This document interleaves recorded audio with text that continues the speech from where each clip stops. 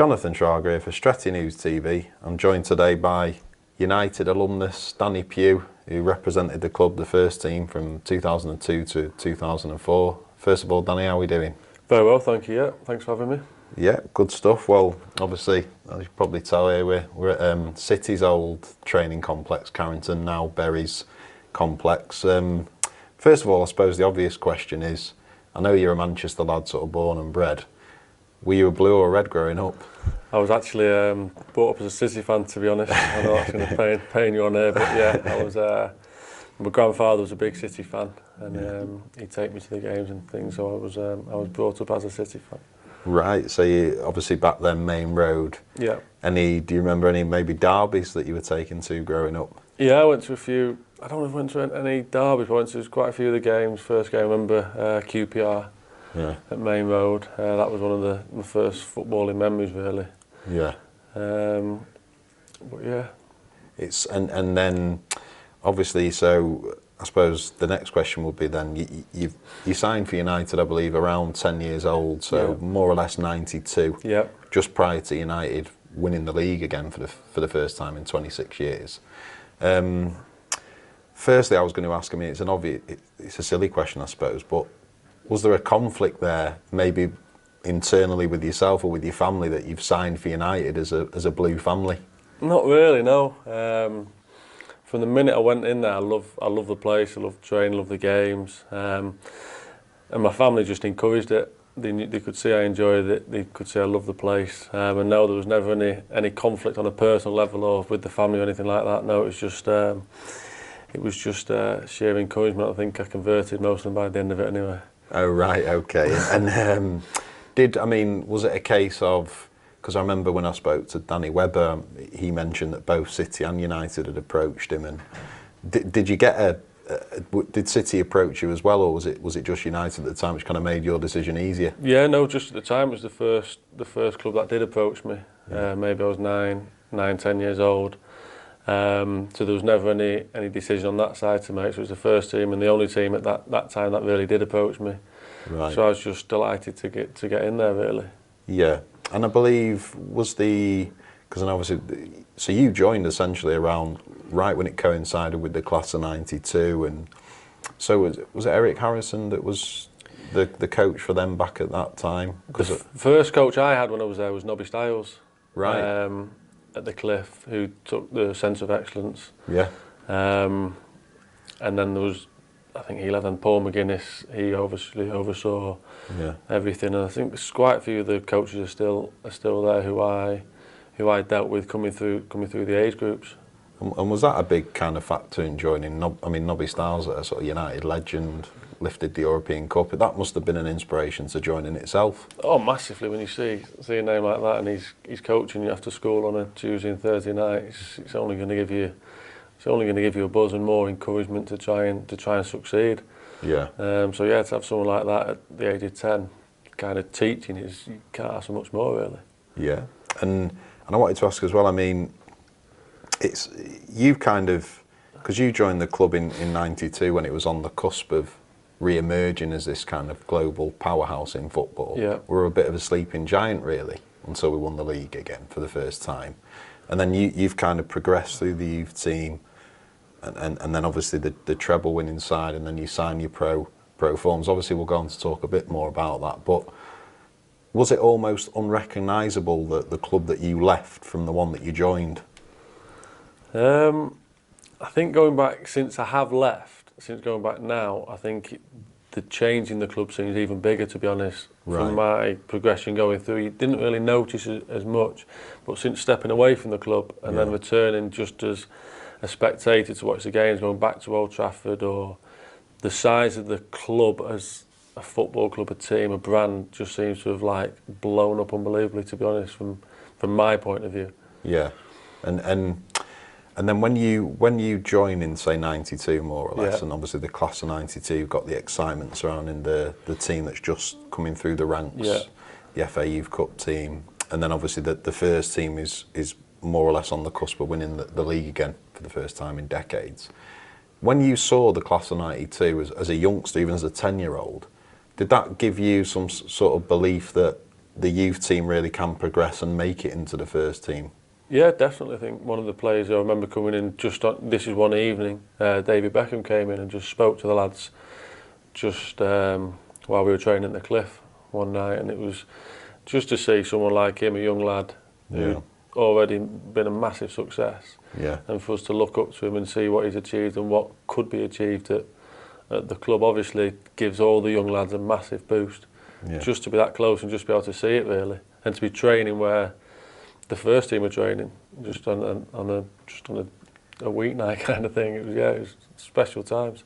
Yeah, and you touch upon it, the Cliff there. Obviously, the club, I suppose it sort of was symbolic of the evolution of the club, that they moved from the Cliff to Carrington now, which obviously is a lot more advanced and what have you. What were your memories of being at the Cliff as a youngster, as a teenager, being around characters like Eric Cantona, for example? Well, for me, I'm so glad that I managed to sample the Cliff. Even when I left school and I had my first full year was at the Cliff. And then after that we moved to Carrington. But I still feel very lucky that I had a year to sample the Cliff, to train at the Cliff, to get all that. It's just steeped in history, the place. It's not up to the levels of maybe the training grounds these days.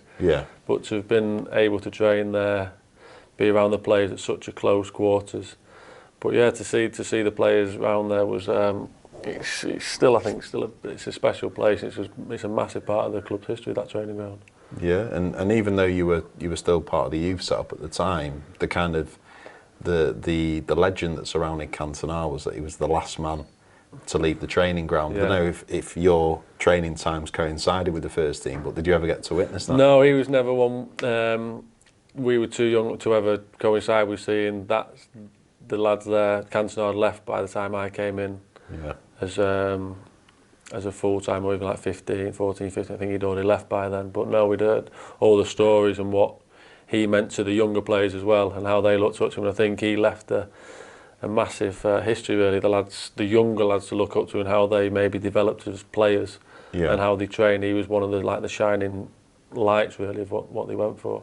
Yeah, and then sort of just moving as you're progressing through the youth team.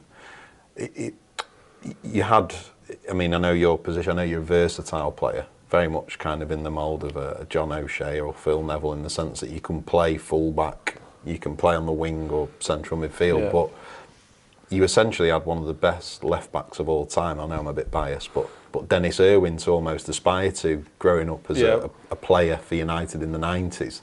Did you draw a lot of inspiration from watching a player like Irwin? Yeah, definitely. He was probably an underrated player at the time, but he was an unbelievable player. Dead ball situations, he was phenomenal. He was a brilliant one-on-one defender, and his professionalism was one of the big things I think players looked up to.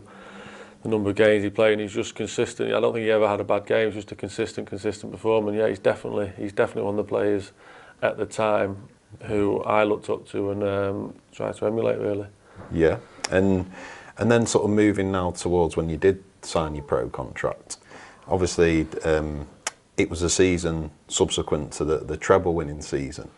Presumably as a player, for you to be given that opportunity on the back of such success was a real confidence boost.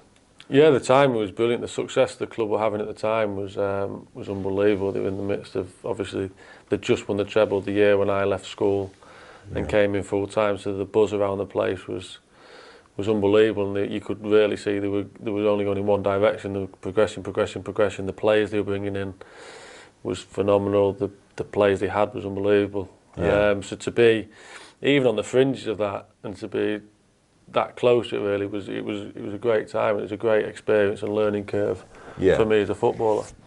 Oh, but obviously, like in retrospect, when you look back, we know you went on to play several games for United, but never quite sort of established yourself there as a first-team player. When you look back and the pure fact that they gave you that contract the year after the treble, at the time, did that lead you to believe that actually, on the back of such success, for me to still get the contract, that you would maybe go on to make a bigger impact even in the first team?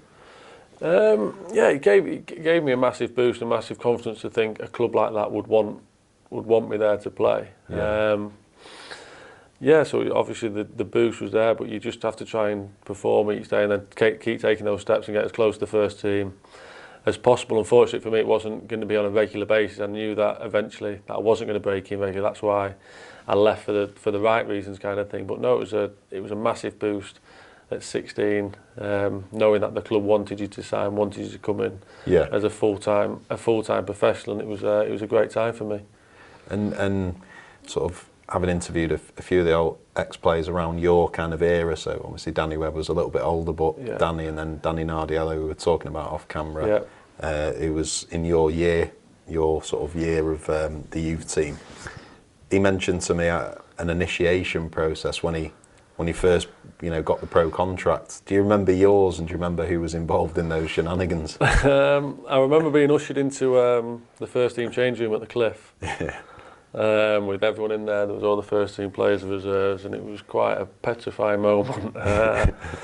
We had to do daft thing. We had to sing a song at the time. You had to dance, like slow dancing with one of the other teammates, and then certain lads got picked out for dodgy things. But I think the first team lads, I think Ryan Giggs was a big part in that. David May was a big voice in the change room for things like that. Nicky Butt, they were the practical. They were probably the instigators on those side of things. But yeah, it was scary times doing something like that. Did it serve as? I mean, obviously the theory behind it is that it serves as a big icebreaker and stuff. Did it serve the purpose? Definitely. Yeah, I think it gets everyone in the club. You're going to have to do it at some point. You've only got to do it once, and then it's done. Yeah. Even here at Bury, you still do the initiation for the new players. I've sang a song, all the new lads have to sing a song. Yeah. So it's still ticking over now, even when you think at 32 you might have got past the initiation progress, you've still got to do it, I'm afraid. So yeah, but it's good. It's good fun. It's a good laugh, and it's a good team bonding, and it gets good morale going. Yeah. And then, so you sign your pro contract in 2000. If we just sort of assume that left back is where maybe they had you in mind to be a player for United. If you look at the left back position in that kind of era, you had obviously Phil Neville, who predominantly filled that berth, and then obviously there's a 2-year period in which you've signed and then actually make your debut. Right.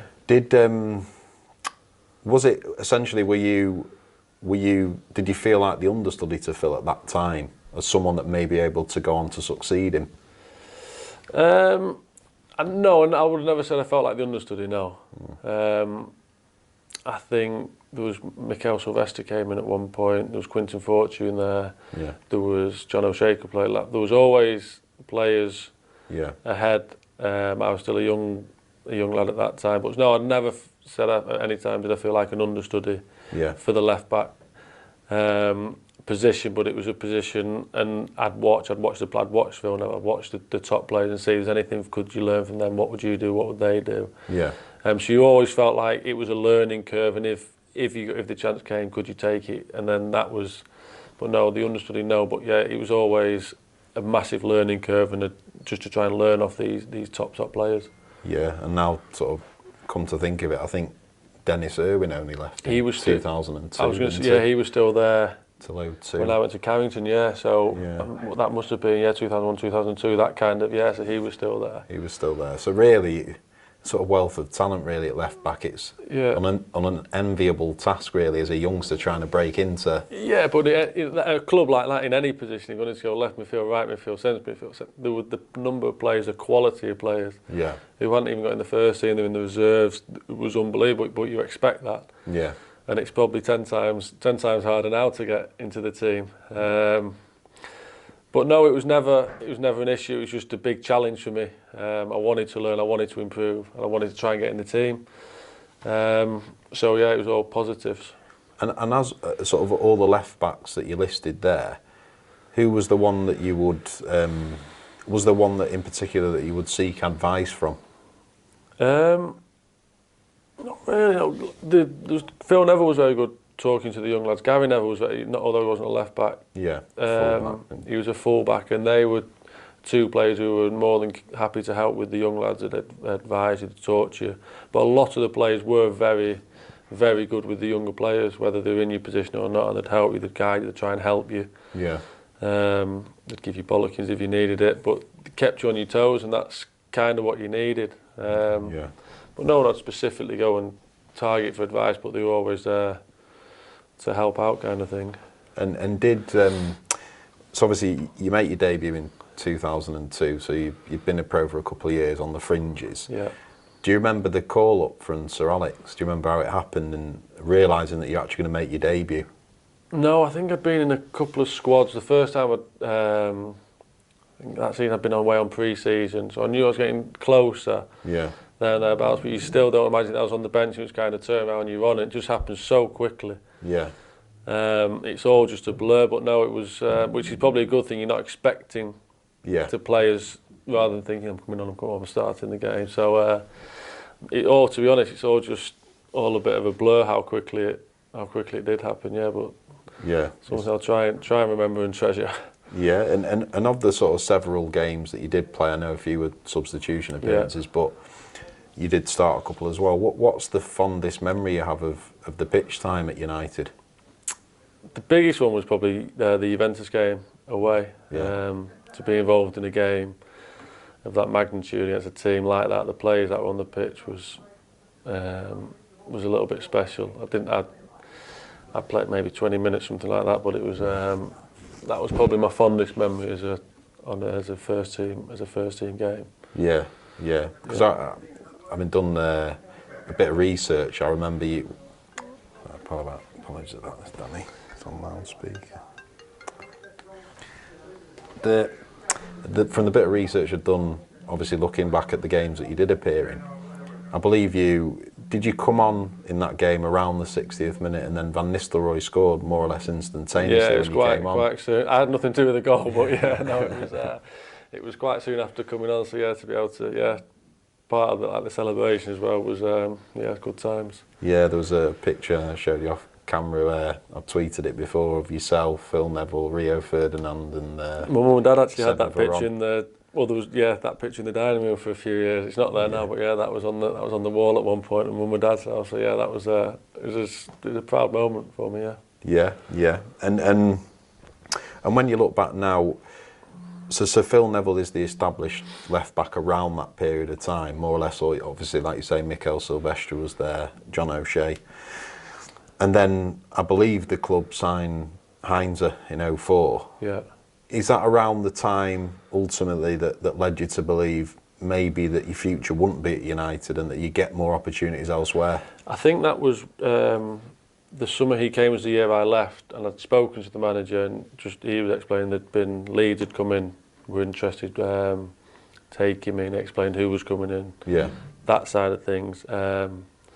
Opportunities obviously would have been limited, but the opportunity to go to Leeds and play first team football was at 21 years old was perfect timing for me. Yeah. So I knew at that stage I wasn't going to break in as a regular, the timing was it was around when I think Heinze came that summer as I left. Yeah.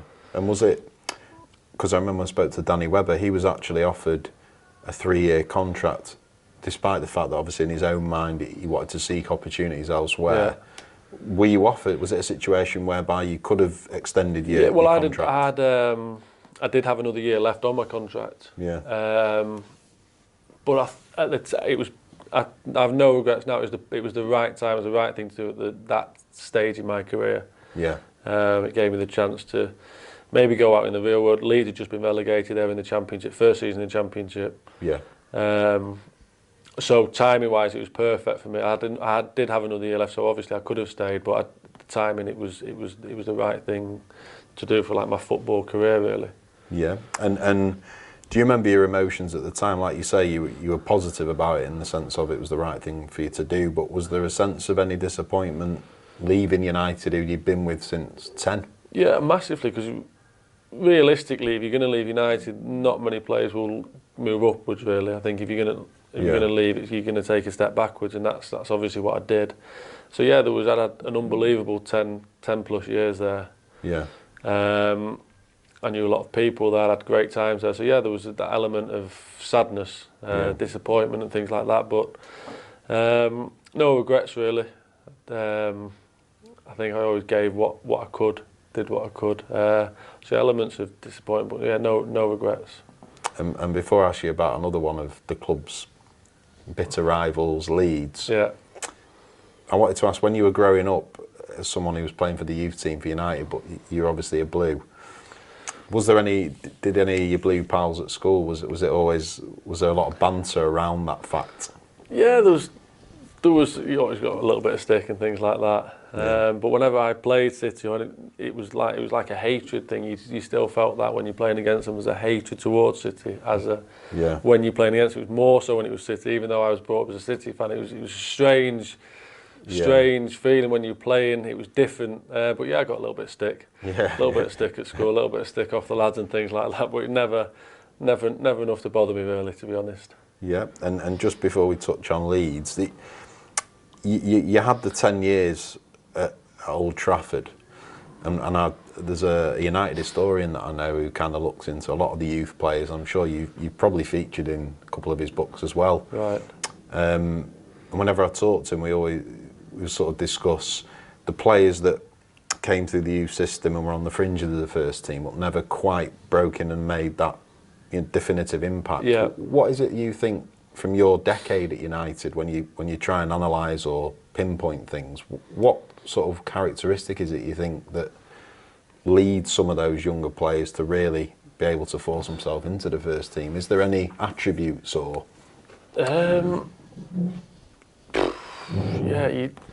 I think now more than ever you just have to stand out. You've got to have everything these days, ability wise, physically wise, mentally you've got to be strong. Yeah. But yeah, I think to break into the team, I think you've got to be a special player. Yeah. I think it's hard to find. United were lucky round the night, like I said, the 92 kind of age group. They got a batch of players there that probably will never ever be done again. Yeah. But yeah, you've got to get in the team. It's a big ask now to get in regularly, but they still do. They still get players through. Yeah. But you've got to be a winner. You've got to have a special talent. But it's a tough question. I don't know what the one thing you'd need to get in. Yeah, I imagine it's not like there's specifically a magic formula. No. Because there's some players who probably do better than you think. Maybe there's lads I play with who are far better players than me, but maybe haven't played as long. Or I don't know about the one thing that you'd say you'd need. And from your period at the club as well, you played with probably dozens, if not hundreds, of players throughout your time in the youth team and then the first team. First of all, with the first team, who was the biggest talent? I remember Danny Nardiello mentioned that Darren Fletcher really stood out in, I believe it would have been your age group as well, maybe the year above, but he said he was always an outstanding player coming through the youth system. Who was it that stuck out in your memory through that period? Danny Webber was always, growing up, he was always a special player, Danny Webber. There was Jimmy Davis, who was good friends with Danny Webber. He was. They were two very good friends and two very, very good players. Yeah. They were the school year older than myself, and I'd say they were two of the top talents when I came. Luke Chadwick. Yeah. He was another one. He was a very, very good player, and he stood out coming through the youth and reserves. He was always one of the top players. So probably. I'd say those three for me, the three that would stand out during my kind of. Obviously, Darren Fletcher, he was a year below me. He was a top player, and he's gone on to do unbelievable things. Yeah. He was the year below. Yeah. So yeah. And what about then? Obviously, from your few years training with the first team, even aside from just the pitch time you had with them, I think I've got an idea of who you might say here because everyone says him. But who were the players that you just were wowed by? My three would be Scholes, Giggs and Keane. Right. They're the three. Different reasons, but they were just three top players. So when you say different reason, what specifically from watching him on the training ground, what was just... Scholes was just a naturally gifted footballer. Obviously everyone's seen how good he is, but he was just, everything just looked so easy to him. Yeah. It wasn't like, as if like he didn't break a sweat, but everything was just perfect, and you could just watch him all day. Yeah. Keane was just a winner. whether he was training or doing a quiz or something, he'd want to kill you or win. That was his drive. But he was a perfectionist as well, and he demanded it from everyone around him, whether you were a 16-year-old training with the first team or you'd just been signed for £20 million. He didn't care. He'd treat everyone the same, really, which I think is a good thing. He didn't matter. Like I said, if you were 15 or you just top international player, he'd give everyone a bollocking, but he demanded it and he did that himself. Yeah. Giggs, again, he's just a special talent. He'd walk past people in training, dribble past people, and so I'd say those three are the three that stand out for me.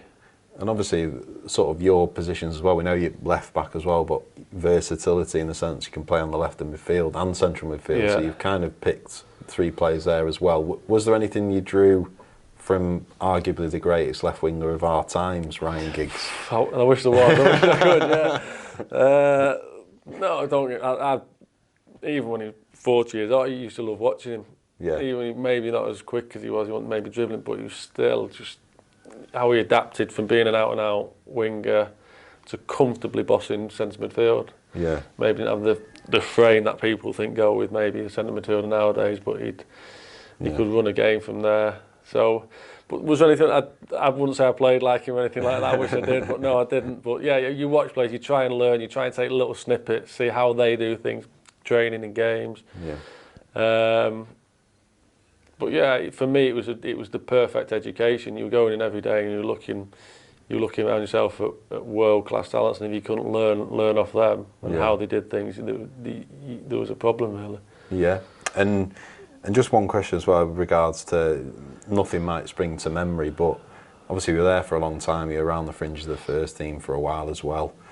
There would be pre-season outings and Christmas do's and things like that. Was there anything amusing from your time socialising with the players away from the field that you're even at liberty to divulge? I don't know, but anything, just an amusing story?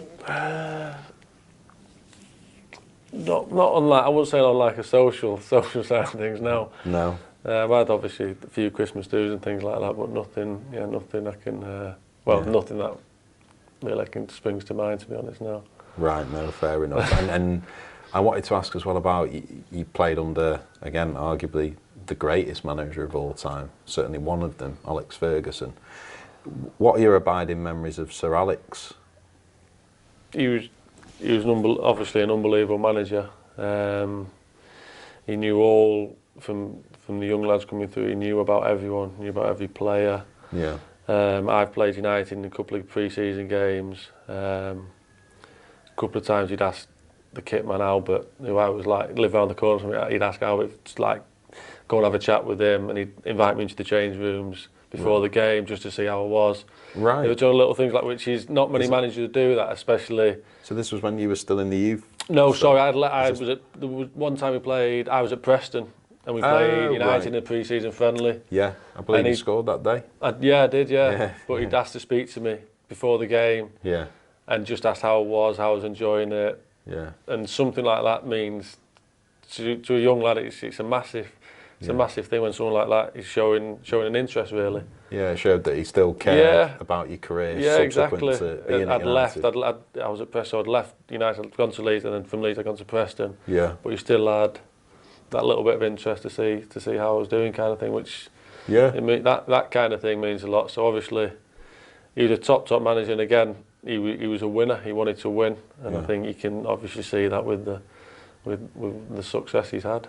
And what was your feedback from him like when you did play that several games for the first team? Did you go and get, sort of, presumably as a young player coming in, the feedback at that stage of your career is probably even more important because it's such a learning curve. Do you remember the feedback you would get from him then? There was a little bit. I should have scored a hat-trick against Burnley when I played against Burnley in the Cup, so I got a bollocking for that. And I still a little bit of stick whenever that crops up. So yeah, I remember that one quite clearly. But yeah, no specific feedback, but you knew if you'd done well. Yeah. Or if maybe you hadn't done as well as possibly you could do. But yeah, you knew either way. Right.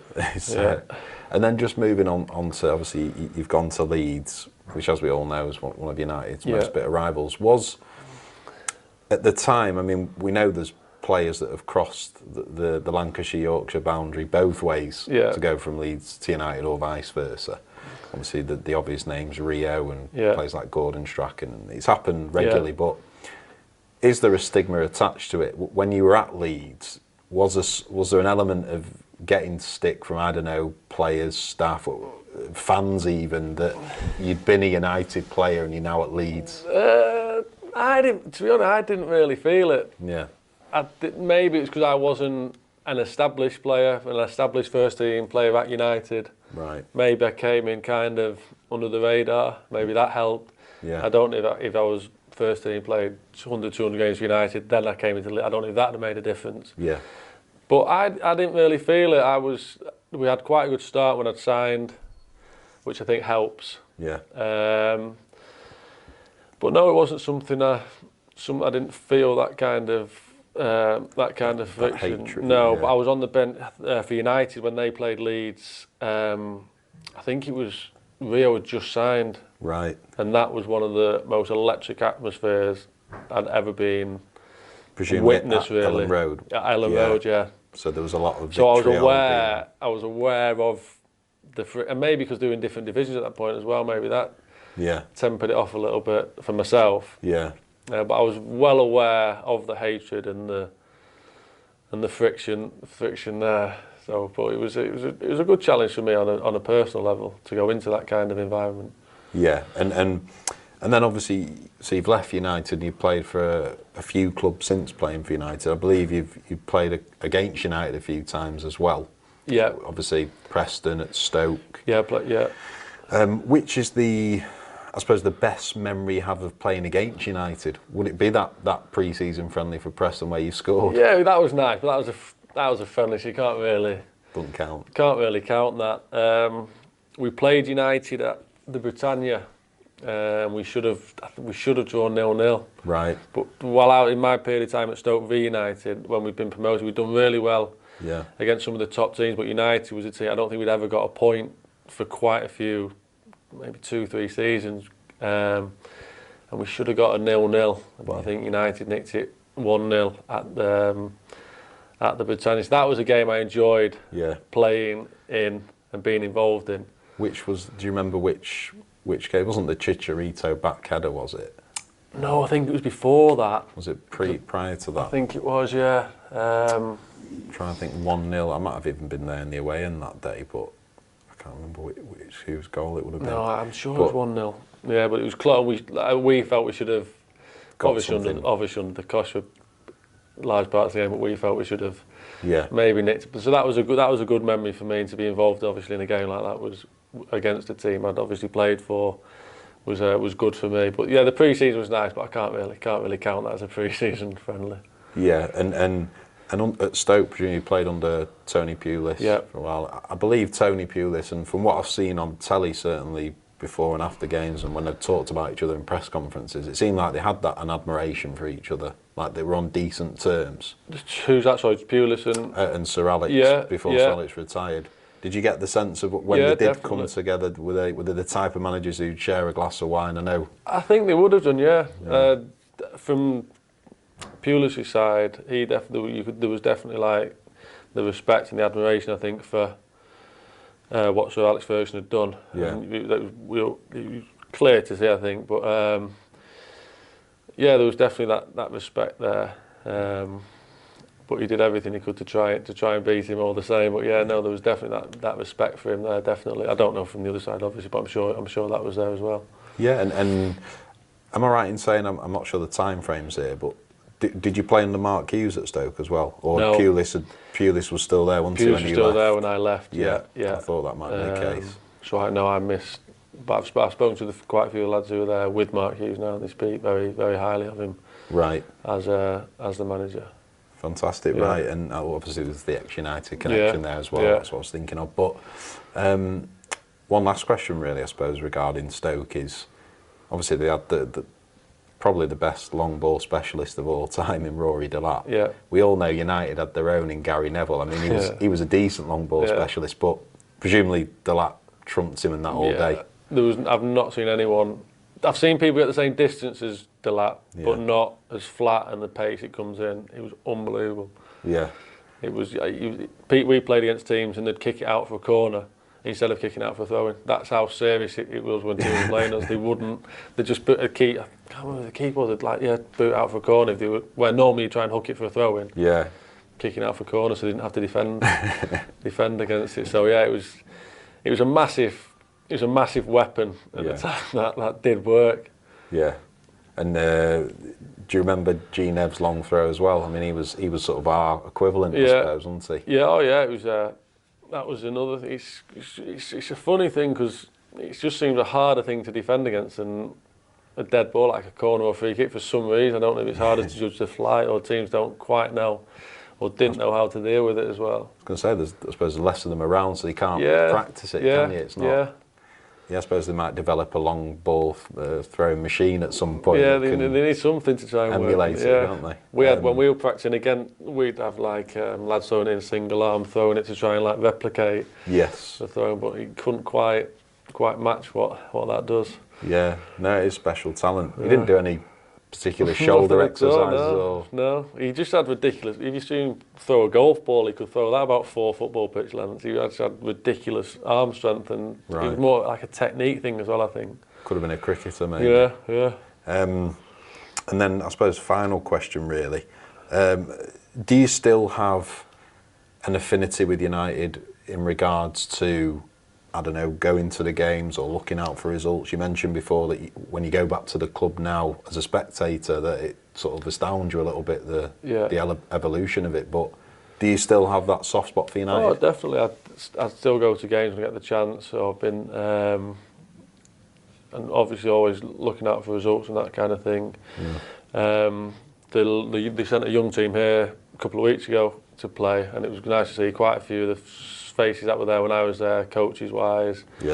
So yeah, I think I'll always feel a closeness and a fondness to the club because it was a special time for me, and a time I thoroughly enjoyed. Yeah, absolutely. Well, Danny, really appreciate the time. It's been a pleasure. No problem. Thanks very much. Thank you. Cheers.